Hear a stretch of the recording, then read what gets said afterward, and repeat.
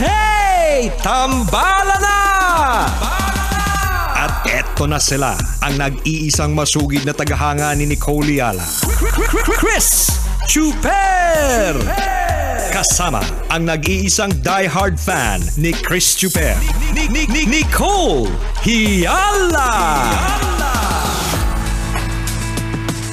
Dear Nicole and Chris. Dear Nicole and Chris. Dear Nicole and Chris. Dear Nicole and Chris.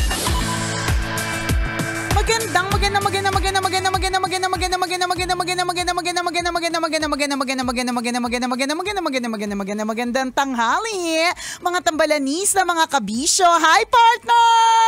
Hi, partner! Pwede bang ituloy mo muna yung maganda, mga 3 minutes? Bakit? Makapag-utos naman to. Lang ako. Sasabog na kasi yung pantong ko. Ay, nako, partner, huwag ka namang mag 3 minutes. O sige, pag nasiritan ka nito. Uy, partner, nagpapasirit ako. Sirit na!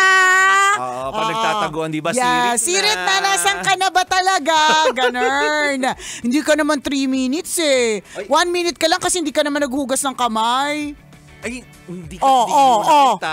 Hindi ko nga nakita ever na naghugas ka ng kamay. Hindi mo nakita ang pinagpag ko.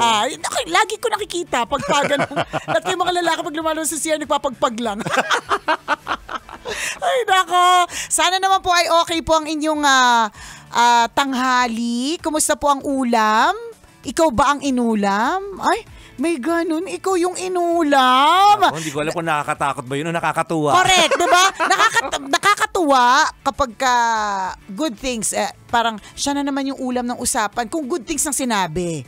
Pero kung hindi masyadong maganda ang usapan tungkol sa'yo, ikaw ang inulam, nakaw, yun yung ayaw naman natin, di ba? Kasi pwedeng inulam ng chismis, yes. Di ba? Inulam ka sa kwentuhan. Correct, ganyan. Ako, minsan, actually, madalas nangyayari yun, kaya sinasabi nga natin, huwag kang mawawala sa kwentuhan. Correct, huwag kang absent sa outing. Yan. Kasi the moment na mawala ka, alam na this, ikaw ang laman ng usapan, ikaw ang pinagkikwentuhan. Correct.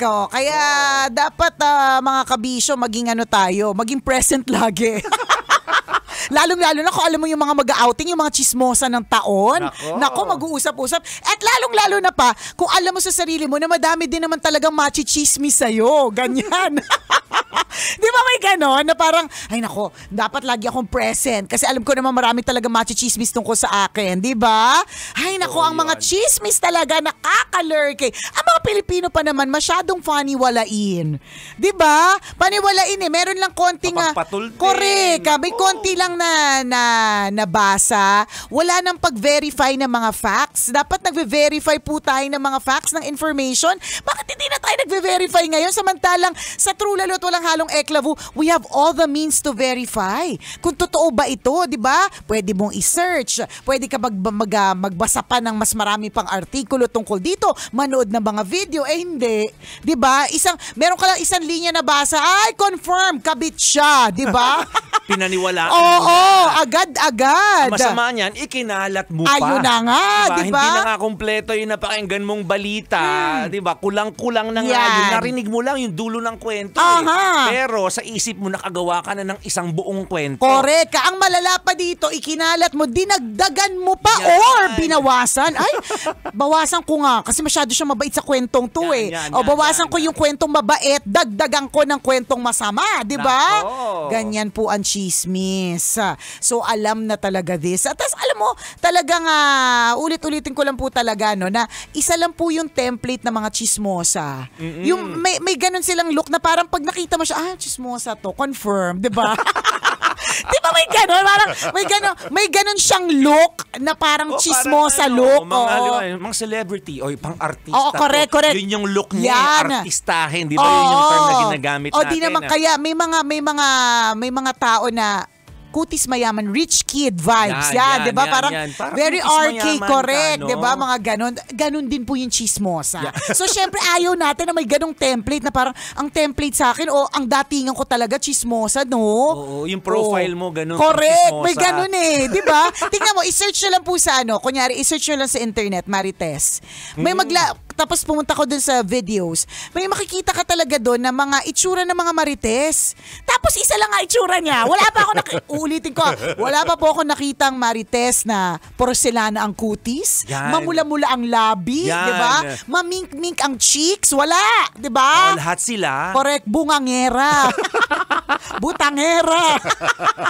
Lahat sila gano'n. Tapos medyo medyo chubby. May ganon. Tapos gumagalaw-galaw yung mga yung tawag doon? Yung mga lumalaylay yung mga muscle nila. Ayan, correct. Kasi hindi na sila nag-exercise, silang ina-exercise nila dila. So yung mga nila, yung mga braso nila may laylay. Ganon, may ganong picture na chismosa. Nakakalurke. Totoo ka dyan. At gusto mo bang masama sa mga sa ganong picture, sa di ganong ba? klase ng tawag dito, category. Yan, di ba? Anong class ka nakasali? Correct, Diba? ganun. Class ng mga matatalino. Yan. Diba? Class ng Class mga ng mga nerdy. artistahin. Correct. Class ng mga makikinis. Class ng mga yayamanin. Diba? Class ng mga mukhang chismosa, butangera. Yan. Diba? Tapos yung chismosa, parang kaakibat nun utangera din. Diba? Butangera na nga, utangera pa. So gusto mo ba doon? Ikaw, partner, kung masasabi mo ba nga meron kang parte ng isang class. Yan. O ano yung template mo? Saan ka, where do you belong? Yan. Class ng mga mababait. Sige na nga.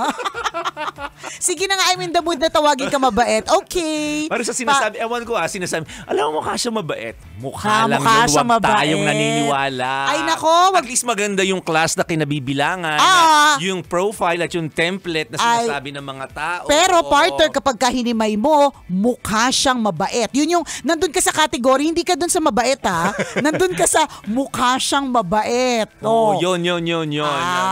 So medyo alanganin pa. Mabait na sana, pero alanganin pa medyo lang, di ba?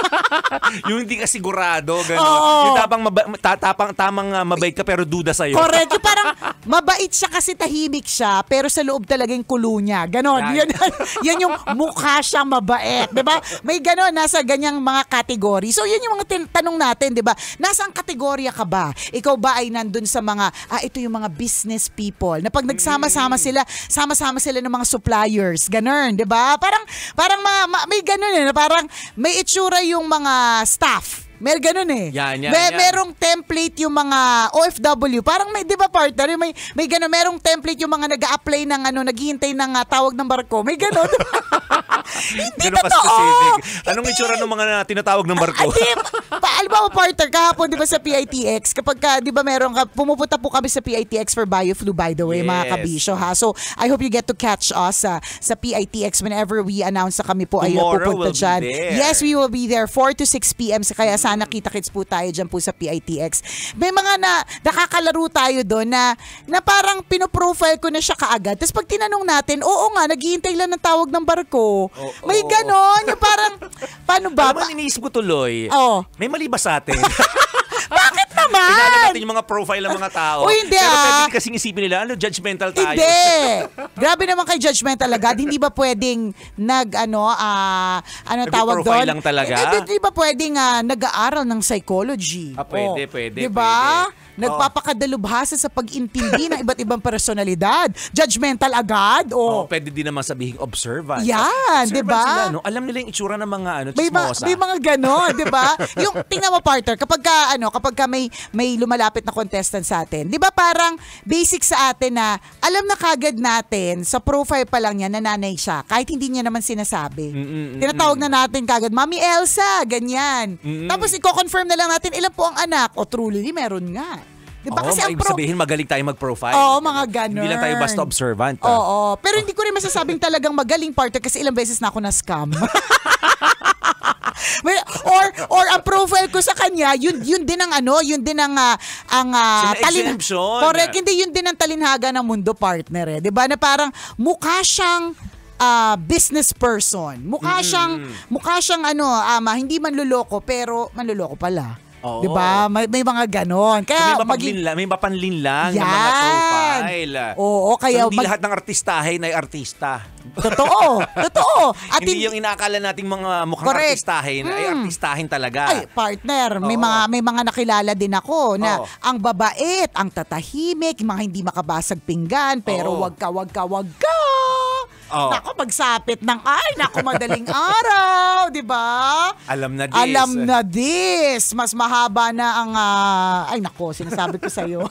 So yung sinasabi din natin, yung mga mukhang chismosa, hindi naman lahat ay chismosa talaga. Hindi talaga. Talagang mukha ka lang chismosa. Di ba? Pero hindi ka naman talaga chismosa. May ganun. May exemption. So, ibig sabihin, wag ka lang din magpapadala. Base lang din sa itsura. Meron lang talagang template. Ganun talagang katotohanan, partner. Di ba? Hindi natin na maalis yun. Wag magalit. Talagang meron naman talaga mga mukhang maldita eh. Pero hindi lahat ng mukhang maldita maldita talaga in real life, 'di ba? May tinatawag na RBF, 'di ba? Resting bit face, 'di ba? Na ang itsura lang talaga nila kapag ka nakatunganga, parang galit.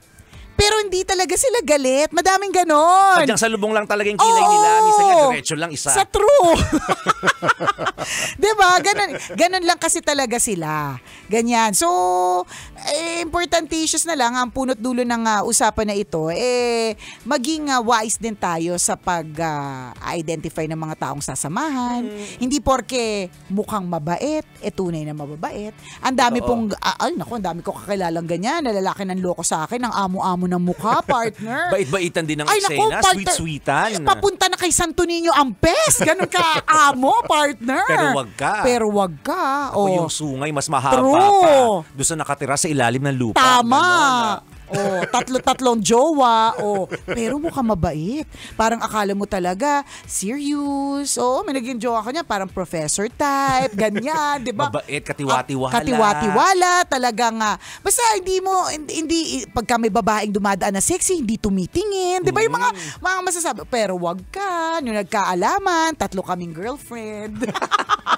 Pambihira. So sa madaling salita, totoo yun mga kaibigan, maaaring makaka-create tayo ng profile sa isip natin na mukha siyang ganito, correct. mukha siyang ganyan, pero posible ding magkamali tayo. In other words, wag tayong basta-basta judgmental. Correct. Diba, malalaman natin na totoo yung mga pinoprofile natin or hinala natin sa isang tao kapag nakausap or nakasama natin siya. Diba? So hindi lahat ng mukhang mabait ay mabait at hindi rin lahat ng mukhang chismosa ay totoong tunay na chismosa. Diba? Let's prove them otherwise. Diba? Yes. Parang yung mga masusungit yung itsura. Diba? Let's prove to them na siyang galit. Oo, hindi Mukha siyang masungit. Ganyan lang talaga siya pinanganak eh. Tingnan mo yung nanay, ganun din yung itsura. Diba?